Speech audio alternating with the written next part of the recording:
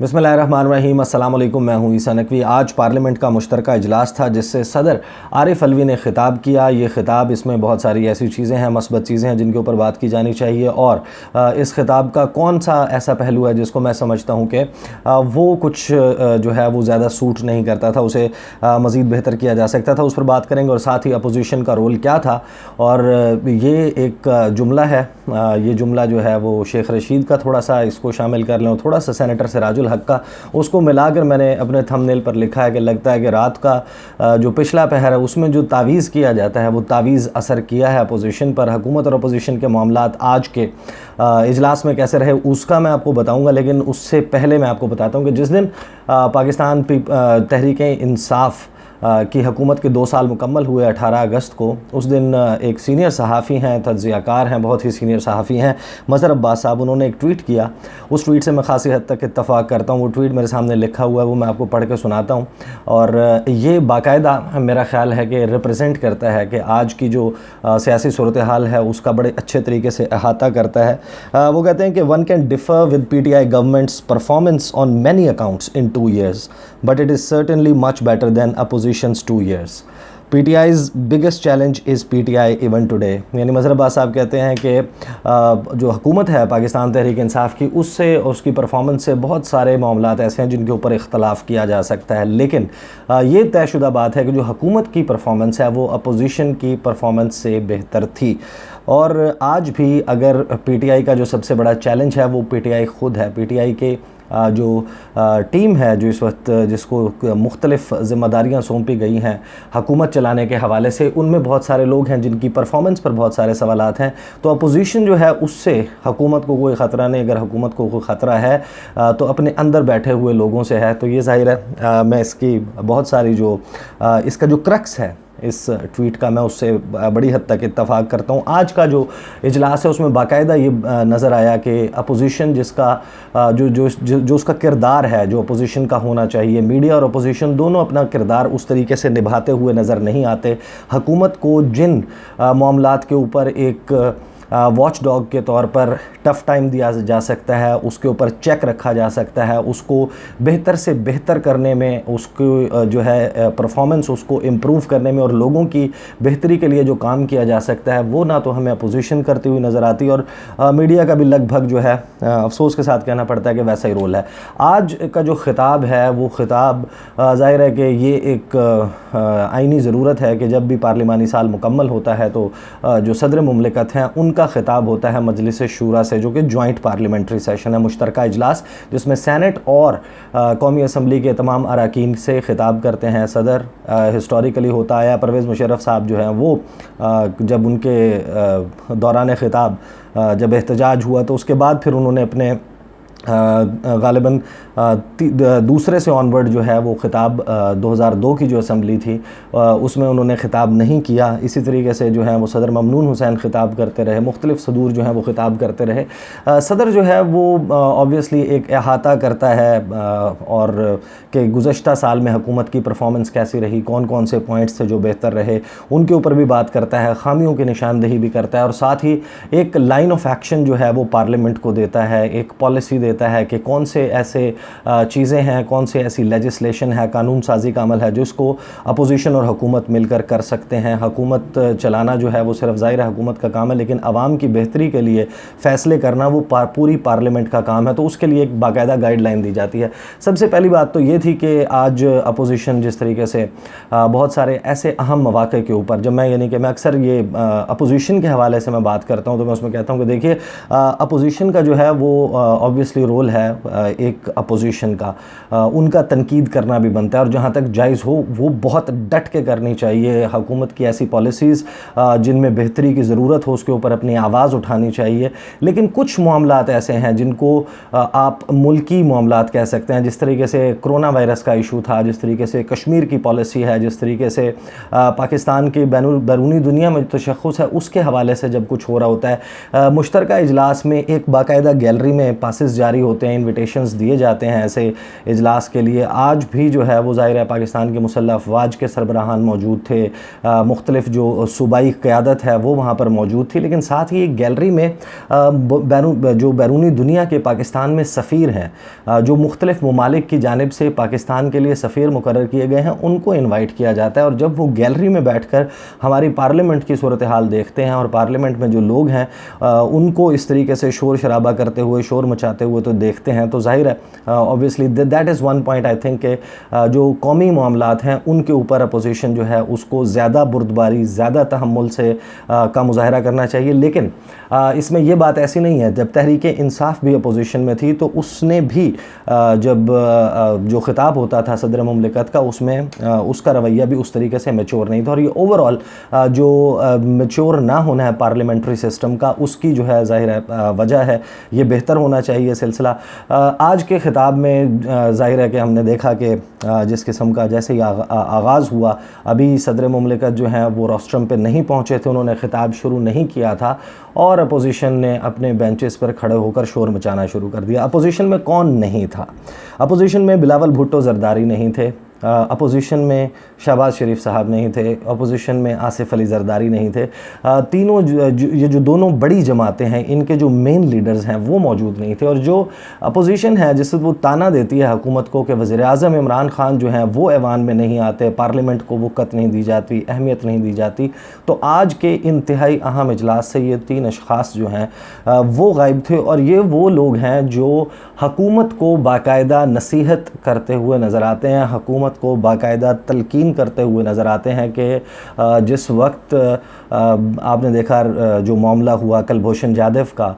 जो financial action task force है, उस पर इन्होंने सारा वावेला मचाया कि पार्लियामेंट को एतमाद में नहीं लिया जाता, अहम मामलात को पार्लियामेंट में नहीं रखा जाता। और जब अहम तरीन इजलास होते हैं तो उस वक्त ये तीन लोग जो हैं वो पार्लियामेंट के इजलास से गायब होते हैं। फिर उसके बाद जब इस किस्म का ख़िताब हो रहा है, उस ख़िताब में ऑब्वियसली एक गाइडलाइन दी जा रही है, मुश्तरका जो पार्लिमानी कोशिशें हैं उनकी बात की जा रही है, तो ये वो मौका है जिस वक्त इस ख़िताब को सुनना अपोजिशन के लिए इसलिए भी मेरा ख़्याल है कि ज़रूरी है कि इसके बाद अगले 3 से 4 माह अमूमन ये होता है कि जब भी किसी सदर का ख़िताब पार्लियामेंट से ख़त्म होता है तो उसके बाद जो नेक्स्ट सेशन आता है उसमें एक करारदाद पेश की जाती है कि जो सदर मुमलिकत ने ख़िताब किया था पार्लियामेंट के इजलास से, उसमें जो बात की थी उसको बहस के लिए पेश किया जाए, उसके ऊपर बहस की जाए। और वो फिर बाकायदा 2-2 महीने 3-3 महीने जो है वो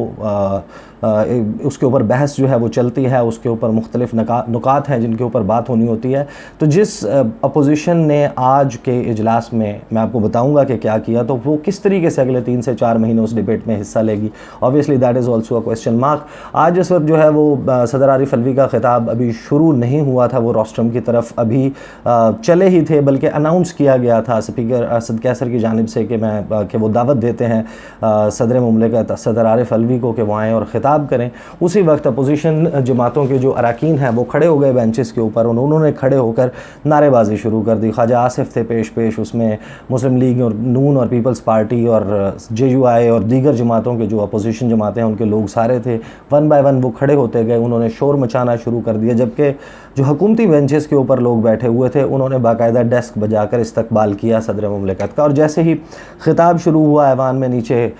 थोड़ी सी नारेबाजी भी हुई, शोर हुआ, और साथ ही 1 बाय 1 ये सियासी जमातें जो अपोजिशन पार्टीज़ हैं ये वहाँ से वॉकआउट कर गई। ये सारा मंज़र जो है वो ऑब्वियसली सारे TV चैनल्स के ऊपर था, लाइव था, पूरी दुनिया में भी देखा जा रहा था। बैनुल अक़वामी जो बिरादरी है उसके जो सफ़ीर हैं, सुफ़रा हैं, वो मौजूद थे गैलरी में, और उन सब ने वो मंज़र देखा कि जहाँ पर पूरे साल के हवाले से जो सबसे इम्पॉर्टेंट टाइम है कि जब एक नए पार्लिमानी साल का आगाज़ हो रहा है, उस वक्त अपोजिशन ने ये सब कुछ किया। खैर अपोजिशन जो है उसके अपने कुछ पॉइंट्स थे जिनको वो रेज़ करना चाहती थी, बट ऑब्वियसली आई थिंक कि अपोजिशन अभी तक इस मामले में डिफ़र करने में नाकाम है कि कौन से पॉइंट्स पर उसे पॉलिटिक्स करनी है और कौन से पॉइंट्स हैं जिनको सुनना है या जिनके ऊपर थोड़ा सा तहम्मुल और बुर्दबारी से काम करना है। आप हुकूमत को महंगाई के ऊपर, आप हुकूमत हुकूमत को उनका जो मैनिफेस्टो मंशूर था उसके ऊपर बहुत सारी बातों के ऊपर ज़रूर तनकीद कर सकते हैं, लेकिन ऐसा मामला जिसमें अब मैं आपको बताऊंगा कि इसराइल की बात हुई, फ़लस्तीन की बात हुई, कश्मीर की बात हुई, इस ख़िताब में जो है वो बैरूनी जो चैलेंजेस हैं, पाकिस्तान के अंदरूनी चैलेंजेस हैं, उन सब पे बात हुई। तो अपोजिशन बहरहाल यहाँ से वॉकआउट कर गई। उसके बाद सदर मुमलिकत ख़िताब करते हैं, बहुत सारे लोग हैं वो ख़िताब की तफसील देख चुके होंगे। मैं कुछ चीदा नुकात उसमें तस्करा करूँगा कि सदर मुमलिकत ने क्या बात की। लेकिन आरिफ अलवी साहब जो हैं उनके ख़िताब में ऑब्वियसली उन्होंने दहशतगर्दी के हवाले से बात की कि पाकिस्तान ने दहशतगर्दी से किस तरीके से फ़ाइट आउट किया है। जो मैं नेगेटिव बात, यानी कि नेगेटिव एग्जैक्टली नॉट इन, लेकिन आप इसको बाकायदा ये क्वेश्चन ज़रूर बनता है कि जो सदर मुमलिकत हैं उन्होंने जो ज़ाहिर है वो ख़िताब करते हैं उसमें एक तरीके से जो गवर्नमेंट की परफॉर्मेंस है और उसके जो हाइलाइट्स हैं, जो बेहतर चीज़ें हैं, उनकी निशानदही करना जो है वो सिर्फ मेरा नहीं ख्याल कि सदर मुमलिकत जो है वो उस तक उनको महदूद रहना चाहिए था। उनको बाकायदा एक थोड़ा बहुत जो है वो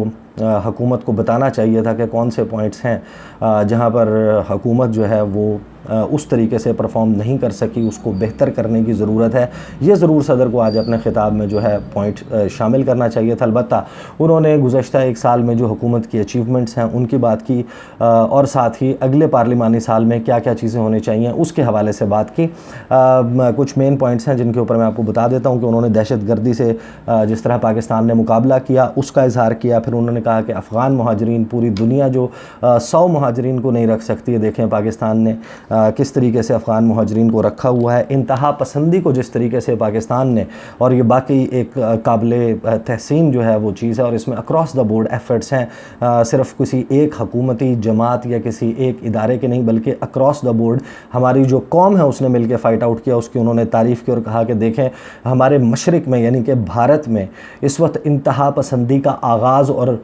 उस पॉइंट के ऊपर जा रही है, जाते हुए नज़र आ रही है कि जिस वक्त हम जो है वो हमने इंतहा पसंदी को बड़ी हद तक शिकस्त दी है। फिर उसके बाद उन्होंने मईशत के ऊपर जो मस्बत असरात पड़े हैं गुज़श्ता एक साल में, उन्होंने कहा कि कोरोना वायरस जैसे मूज़ी मर्ज़ की सूरत में जो पूरी दुनिया को चैलेंजेस दरपेश थे, उसके बावजूद जो इशारिये इंडिकेटर्स इस वक्त मिल रहे हैं वो मस्बत हैं, उसके हवाले से उन्होंने बात की। फिर उन्होंने जो है ये भी ज़ाहिर तारीफ़ की कि जिस तरीके से पाकिस्तान ने कलेक्टिवली कोरोना वायरस की सिचुएशन से रिट्रीव किया, बाहर निकले पाकिस्तानी, और पाकिस्तानी कौम के हवाले से उन्होंने कहा कि कौमें जो हैं वो फ़ैसलों से बनती हैं, बड़े फ़ैसलों से बनती हैं। साइंस और डेटा कुछ और बता रहा था, जबकि हुकूमत ने एक बोल्ड डिसीजन लिया। उन्होंने वज़ीर-ए-आज़म इमरान खान की तारीफ़ की, national command and operation centre की, मीडिया की, पैरामेडिकल स्टाफ की और पार्लियामेंट की ओवरऑल जो है वो उन्होंने बड़ी तारीफ़ की इस हवाले से। फिर उन्होंने साथ ही जो है ये भी कहा कि इंडिया में जो है वो 60,000 केसेस, उन्होंने कहा कि उन्होंने देखा था बुध के रोज़ 60,000 केसेस जो हैं वो इंडिया में आए, जबकि पाकिस्तान में 600-700 के करीब केसेस थे। उन्होंने कहा कि हमारा जीन्स एक हैं, माहौल एक है, मौसम जो है वो तकरीबन एक जैसा है, उसके बावजूद पाकिस्तान ने जिस तरीके से इसको फ़ाइट आउट किया, ये बोल्ड डिसीजन और पॉलिसी का नतीजा था और अल्लाह की मदद जो है वो इसमें शामिल हाल थी। फिर उसके बाद उन्होंने कुछ चीज़ें ऐसी हैं जो ऑब्वियस हैं, जिसमें उन्होंने तज़किरा किया कि ML1 जो मंसूबा है, चाइना पाकिस्तान इकनॉमिक कॉरिडोर है, उसके बाद जो द्यामर भाषा डैम है, ये गेम चेंजर होंगे, बहुत मस्बत तब्दीलियाँ लेके आएंगे। हुकूमत की उन्होंने तारीफ़ की कि जुलाई के महीने में जो पाकिस्तान की तारीख़ में रिकॉर्ड रेमिटेंसेस, फ़ॉरेन रेमिटेंसेस आए, ज़र मुबादला पाकिस्तान आया, उसके ऊपर उन्होंने कहा कि ये अगरचे मेरा पॉइंट ऑफ व्यू और कम से कम जो मेरे व्यूवर्स हैं उनका पॉइंट ऑफ व्यू डिफरेंट है। अलबत्ता सदर मुमलिकत ने यह कहा कि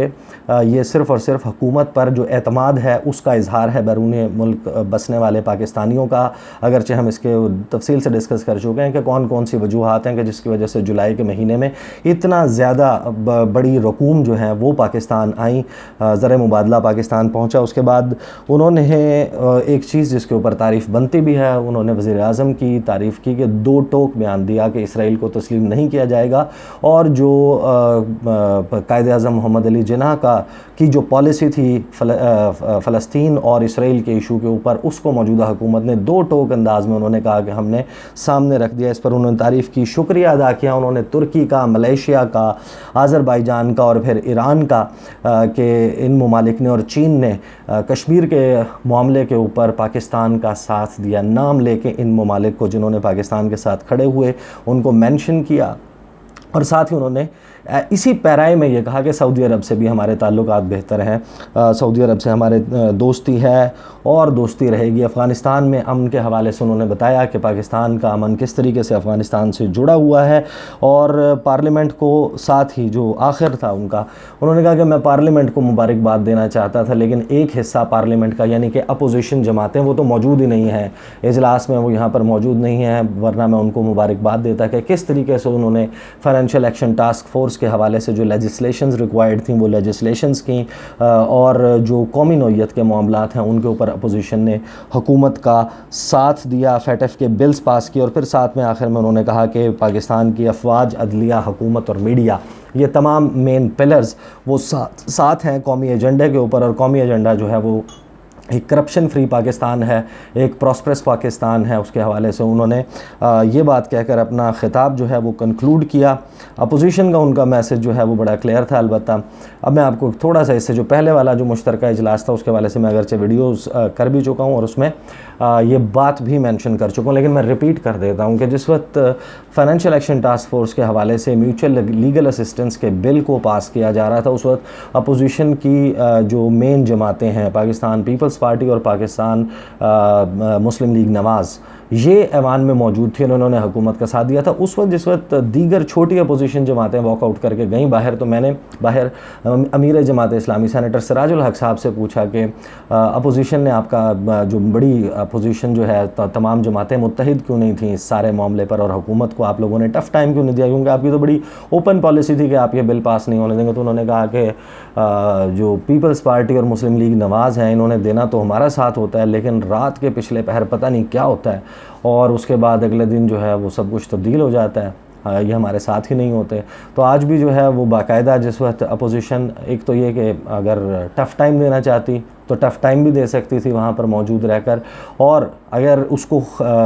टफ़ टाइम देने के बाद गौर से सुन लेती ख़िताब को, तो बाद में उनके पास ज़्यादा अच्छे पॉइंट्स होते कि वो मुदल्लिल तरीके से अगर वो हुकूमत पर तनकीद करना चाहते तो वो कर सकते थे। अपोजिशन ने ये नहीं किया, बल्कि बाकायदा एक ईज़ी सेल थी सदर मुमलिकत की इनिशियल 1 से 2 मिनट के बाद कि उन्होंने अपना ख़िताब बड़े आराम से जारी रखा, जिसमें डेस्क की थंपिंग हो रही थी, उनको जो है वो तारीफ़ की जा रही थी उनके ख़िताब की, उस पर तालियां बजाई जा रही थी, डेस्क बजाए जा रहे थे, और हुकूमत को इस सारे मामले में कोई मुश्किल दरपेश नहीं आई। इसके ऊपर ज़ाहिर है सवाल तो फिर बनता है कि हुकूमत के पास कुछ ना कुछ तो ऐसी गिद्दड़ सिंगी है, या फिर उनके पास कुछ ऐसे पॉइंट्स हैं कि जिसके ऊपर अपोजिशन आकर